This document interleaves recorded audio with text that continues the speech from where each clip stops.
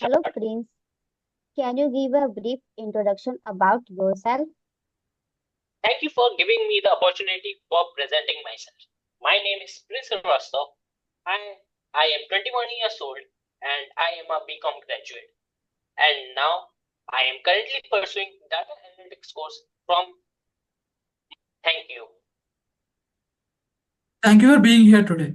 Let's start with the technical problem. Can you walk us through the most challenging technical problem you encountered in your project and how you resolved it? Thank you for the question.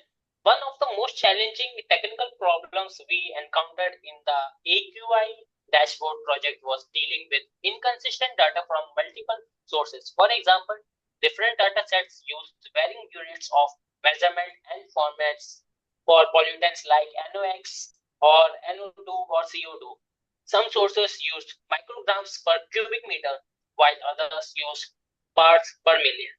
To resolve this, we implemented a data normalization process. First, we identified the standard units for each pollutant and created a mapping system to convert all values to those units.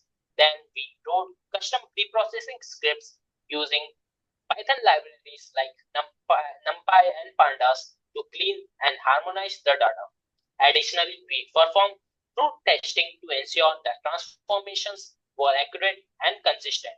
This approach ensured that the visualization and insights generated by the dashboards were reliable and meaningful.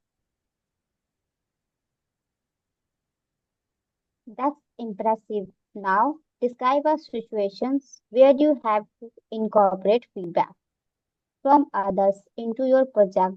How did you handle that? Certainly, during the project's development phase, we conducted a user feedback session where we invited a small group of colleagues who, who, who were to test the dashboard. One recurring piece of feedback was that the visualization were informative while could be the other overwhelming for the first time users. To address this, we redesigned the interface to prioritize simplicity. We introduced the beginner mode that presents only the most essential insights with the option to access advanced features for experienced users. This initiative, driven by user feedback, significantly enhanced the accessibility and usability of the dashboard. That's a great example of adapting to users' need. Finally, how did you collaborate with other team members on this project? Can you give us an example of how you resolved a conflict or disagreement? Collaboration was a key component of our project success. Our team consisted of 3 members, each focusing on different aspects: data pre-processing, visualization, and user interface design. While our roles were well defined, there was one instance where we had a disagreement about the design of the scatter plots.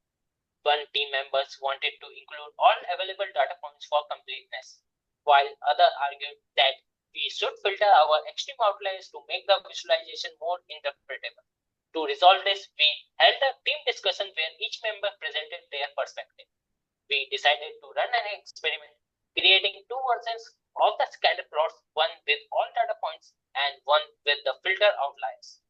We then conducted a brief user test to gather feedback on different versions users found more helpful.